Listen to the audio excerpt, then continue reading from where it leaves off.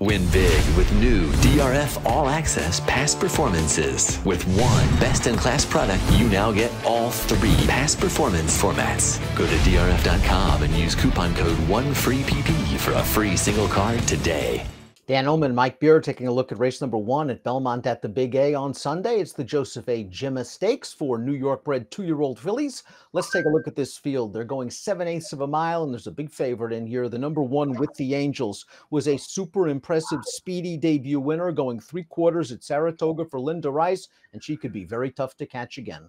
I paid a lot of money for this horse. She was heavily bet for her career debut, Dan, and she did not disappoint. That's an above-average race, an above-average figure that she earned. She showed that field her heels from start to finish, and according to the Timeform US Pace Projector, if she gets out of the gate, it could be a similar situation, only this time where it favors front runners. Note the blue bar on the Pace Projector. With the Angels is quick, and we're going to watch her career debut going 3/4. She was clear in the blink of an eye, and she runs up the score in the stretch. 82 Beyer speed figure. Very nice. Yeah, this race was never in doubt. As soon as this horse broke the gate right on top, took charge of this pace, and she finishes this race off with a really nice run. I mean, listen, they paid a lot of money for her. She has a nice little pedigree behind her, but it's not like Linda Rice is one of those trainers who sends these first-time starters over there fully cranked up, Dan. They seemed like they knew this horse was good, and they were right. $350,000 daughter of Omaha Beach never took a deep breath. The 2 is Trail of Gold. This one's going to get blinkers for the first time after racing in the Seeking the Ante Stakes. And Trail of Gold was on a little bit of a chase that day, got tired in the stretch. The race 2 starts back, Mike, liked the ability to show a little bit of tactical speed, sat off the pace and finished. Just needs a Beyer boost. Yeah, just has to get a lot faster. I guess they're just going to they'll probably be outrun early in here, Dan, and just try to make a late run here to pick up some pieces. The maiden one was fine, but she was just sort of grinding in there in a slow race. And listen, that was a tough situation for her last time, but you still wanted to see her do some running in that race. Valtellina debuted at this demanding 7-furlong distance, and she got it done. Let's watch the stretch drive for Valtellina, a daughter of first crop sire Complexity, and she did do some good things in here. She settled off the pace. She continued her advance through the turn. She confronts this odds-on favorite on the lead and eventually gets the better of her.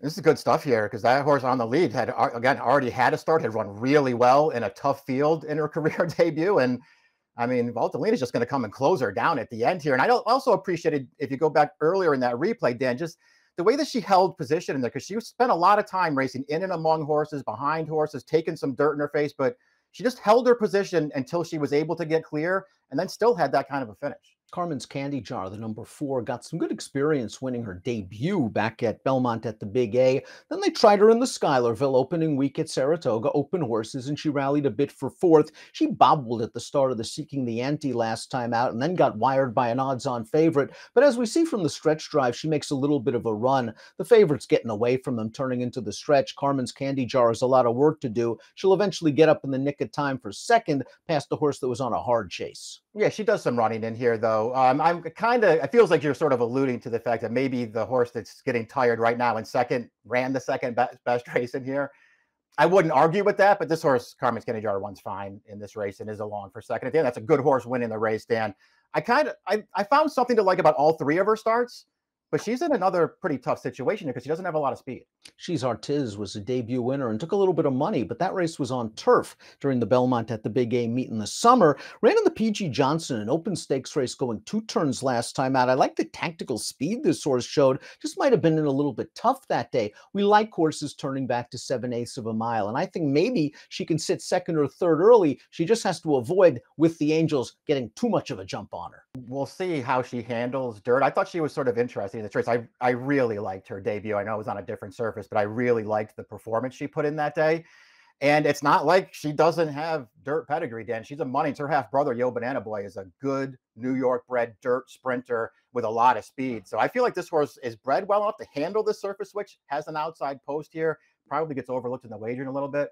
This horse is a little bit interesting at a price. Let's take a look at our top picks for the Joseph A. Gimma, kicking off the Sunday card at Belmont at the Big A. This race, part of a 50-cent The opening leg with 50 Cent early pick 5 with the Angels is simply the horse to beat, but I see where you're going, trying to get the new face in for second and make your exotic. Yeah, I'm not going to bet against this horse on the rail. Going to be a heavy favorite. I think she's probably going to win here. I'll try to get the 5 in there for second. Curious to see what Carmen's Candy Jar can do if she breaks a little bit better. She just wasn't way the best last time out in the Seeking the Ante. I think she's going to run on at the end. I think 7's going to be okay for her, but she's going to have to really have them nailed on tight to run down the impressive with the Angels. 1-5-3-4 for Mike, 4-1-3-2 for me. It's the Joseph A. Gimma. It's the first of 2 New York bred stakes races at Belmont at the Big A on Sunday. Good luck.